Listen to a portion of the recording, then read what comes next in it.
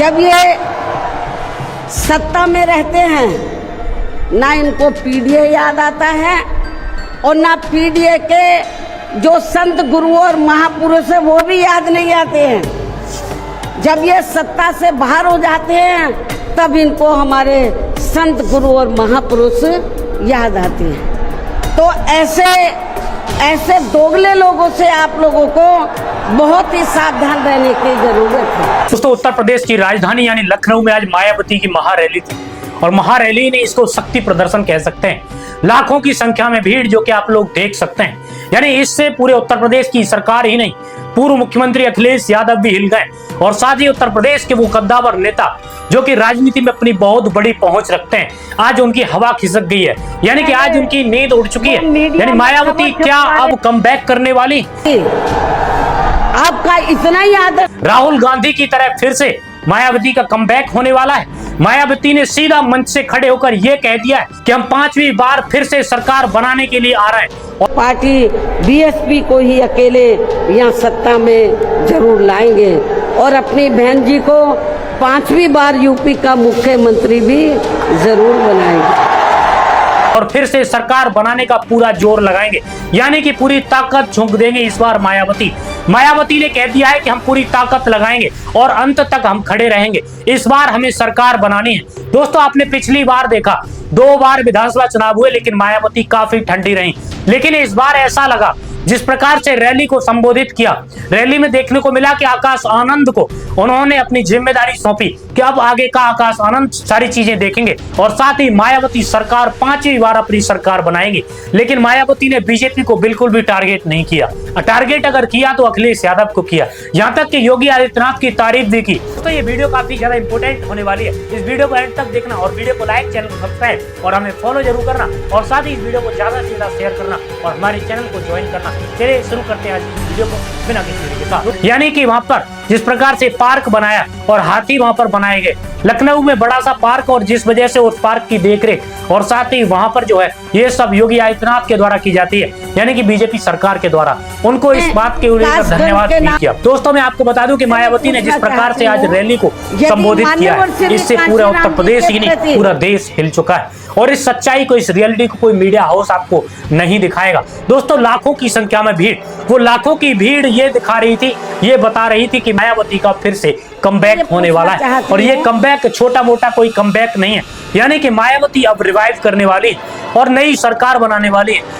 दोस्तों, मायावती की एससी और एसटी कास्ट पर ही पहुंच नहीं है, यानी कि इन्होंने सवर्णों पर भी अब धावा बोल दिया है, यानी सवर्ण ब्राह्मण समाज को लेकर भी आज की रैली में सीधा डायरेक्ट धावा बोला है, यानी कि ब्राह्मण समाज को इकट्ठा करके बीएसपी में लाने की कोशिश की जा रही है। यानी कि ऐसा है कि जैसे बीजेपी किसी लायक है ही नहीं, यानी कि मायावती की सीधी डायरेक्ट अगर किसी से लड़ाई है तो वो समाजवादी पार्टी से लड़ाई है, क्योंकि समाजवादी पार्टी आज के समय में जैसे उत्तर प्रदेश में उभर रही है, अब इस प्रकार से अगर कुछ लोग कहें तो ये भी कह सकते हैं कि ये बी टीम है बीजेपी की। लेकिन जिस प्रकार से मायावती अखिलेश यादव पर प्रहार कर रही है, उससे पता चल रहा है कि मायावती की जो सीधी टक्कर होगी वो समाजवादी पार्टी से होगी। मैं सपा मुखिया अखिलेश यादव से मैं ये पूछना चाहती हूँ, यदि मान्यवर श्री कांशीराम जी के प्रति आपका इतना ही आदर सम्मान था तो जब यूपी में मेरी सरकार थी तो मेरी सरकार ने अलीगढ़ मंडल में कासगंज के नाम से अलग से जिला बनाया, उस जिले का नाम मान्यवर श्री कांशीराम जी नगर के नाम से रखा था।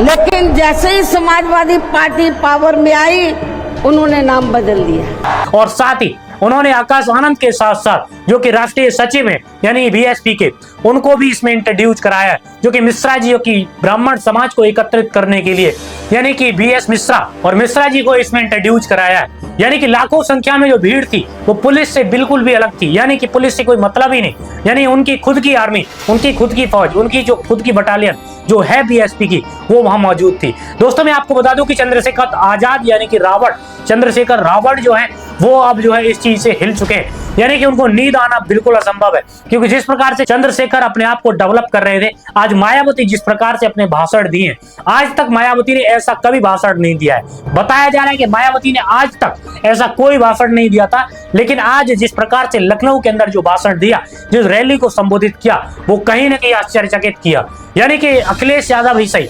मायावती ने योगी आदित्यनाथ को भी हिला के रख दिया है। यानी कि इस बार बीजेपी सरकार से सीधी डायरेक्ट टक्कर लेने जा रही है मायावती।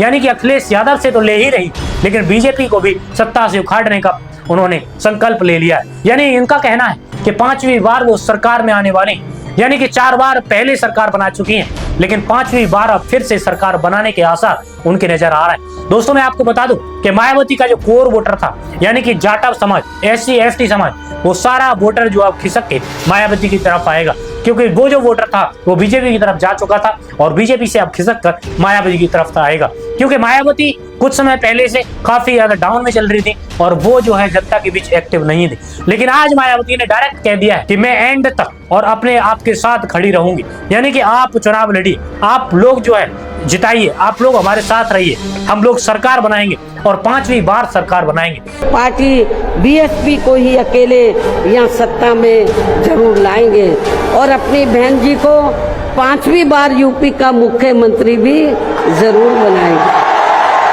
यानी कि आप लोग समझ सकते हैं कि मायावती ने किस प्रकार से जोर लगा दिया है, और ये जोर छोटा मोटा जोर नहीं है दोस्तों, ये बहुत बड़ी बात है कि मायावती आज खड़े होके अपना शक्ति प्रदर्शन कर रही है।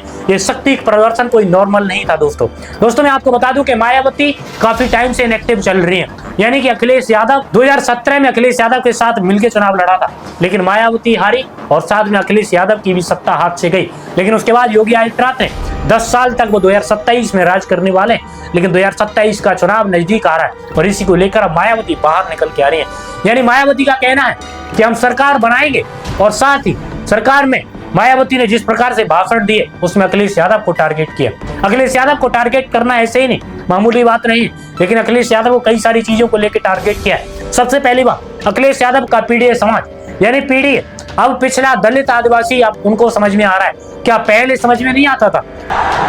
जब ये सत्ता में रहते हैं ना इनको पीडीए याद आता है और ना पीडीए के जो संत गुरु और महापुरुष है वो भी याद नहीं आते हैं। जब ये सत्ता से बाहर हो जाते हैं तब इनको हमारे संत गुरु और महापुरुष याद आते हैं। तो ऐसे दोगले लोगों से आप लोगों को बहुत ही सावधान रहने की जरूरत है। उन्होंने साथ डायरेक्ट जो है अखिलेश यादव की पहले सरकार थी उस पर भी प्रहार किया कि अखिलेश यादव की सरकार थी, लेकिन अखिलेश यादव ने काशीराम के नाम से कासगंज जिला बनाया था, लेकिन उन्होंने कासगंज का नाम चेंज कर दिया। यानी कि काशीराम जो मान्यवर काशीराम जिला नया बनाया था उसको कासगंज फिर बना दिया। यानी कि तब उनको काशीराम याद नहीं आए थे। ऐसे कई सारे बयान अखिलेश यादव के खिलाफ दिए और अखिलेश यादव पर डायरेक्ट प्रहार किया है। लेकिन वही अखिलेश यादव का कहना है कि वो कुछ भी कर ले, वो ऐसे नहीं कर पाएंगे और साथ ही पीडीए को बदनाम कर रहे हैं। दोस्तों अखिलेश यादव ने भी कहा है कि वो बीजेपी की बी टीम है, यानी बीजेपी के साथ काम कर रही हैं। दोस्तों मैं आपको भी बता दूं कि मायावती ने बीजेपी पर कोई भी प्रहार नहीं किया, बीजेपी पर कोई भी आरोप नहीं लगाया, यहाँ तक कि बीजेपी की भलाइयां ही की। दोस्तों मायावती ने कहा कि बाहर से लोग आए हुए, छुप कर आए, चोरी छुपे आए हैं, लेकिन मैं उनको डांटूंगी नहीं, उन्होंने कहा, और आप लोग वीडियो में सुन सकते हैं। दोस्तों मायावती की आज की ललका जो कि पूरे देश भर में गूंजी है और साथ ही एक खुशी की लहर आई है एससी और एसटी समाज के अंदर। यानी कि एससी और एसटी समाज जो है वो आज उम्मीद के साथ मायावती की तरफ देख रहा है कि मायावती अगर सत्ता में आए तो हम लोगों के लिए कुछ हो या फिर हमें न्याय मिले। शायद मैं आपको बता दूं कि एससी और एसटी समाज को मायावती ने न्याय दिलाया है और आज एससी और एसटी समाज उस चीज का बिल्कुल एहसान भी मानता है, क्योंकि मायावती ने उन सभी के लिए काम भी किया है। मैं सपा मुखिया अखिलेश यादव से मैं ये पूछना चाहती हूँ, यदि मान्यवर श्री कांशीराम जी के प्रति आपका इतना ही आदर सम्मान था तो जब यूपी में मेरी सरकार थी तो मेरी सरकार ने अलीगढ़ मंडल में कासगंज के नाम से अलग से जिला बनाया, उस जिले का नाम मान्यवर श्री कांशीराम जी नगर के नाम से रखा था। लेकिन दोस्तों मैं आपको बता दूं कि सुशासन व्यवस्था मायावती के टाइम पर काफी अच्छी थी और जिस प्रकार से अगर बात करें योगी आदित्यनाथ की, तो योगी आदित्यनाथ से काफी ज्यादा अच्छी थी मायावती की, और लोग नाम भी लेते हैं। लेकिन हाँ, अब क्या होता है आगे 27 के चुनाव में मायावती कितना अपना जो इफेक्ट डाल पाएंगी, कितना समाज को एकत्रित कर पाएंगी, क्या मायावती के अंदर अब दम है या नहीं, क्या आप लोग कमेंट बॉक्स में बता पाओगे। और साथ ही अखिलेश यादव जिस प्रकार से मायावती के द्वारा घेरे जा रहे हैं, क्या अखिलेश यादव की इमेज पर नेगेटिव इफेक्ट पड़ेगा क्या नहीं पड़ेगा, कमेंट बॉक्स में बताइए। और साथ ही अखिलेश यादव या मायावती या फिर योगी आदित्यनाथ, सरकार सत्ता में कौन आएगा, यानी कि उत्तर प्रदेश की सत्ता कौन संभालेगा, क्योंकि उत्तर प्रदेश में जो है त्रिकोणीय मामला फिर से बनता दिखाई देगा, यानी कि चंद्रशेखर आजाद रावण को मायावती लेने को तैयार नहीं है। साथ ही योगी आदित्यनाथ और अखिलेश यादव के बीच में काफी अच्छा विवाद चल ही रहा है, लेकिन अब मायावती डायरेक्ट प्रहार अखिलेश यादव पर कर रही है, यानी कि अखिलेश यादव को डायरेक्ट तीनों तरफ से घेरा जा रहा है। क्या अखिलेश यादव सत्ता में आ पाएंगे, यानी 22 में 22 किल और नहीं चल पाए, लेकिन 27 में क्या सत्ताधीश बन पाएंगे अखिलेश यादव, आपको क्या लगता है कमेंट बॉक्स में बताइए। और वीडियो को लाइक, चैनल सब्सक्राइब और मुझे फॉलो जरूर कीजिए। चलिए मिलते हैं आप सभी से नेक्स्ट वीडियो के साथ, तब तक के लिए जय हिंद, जय भारत, वंदे मातरम।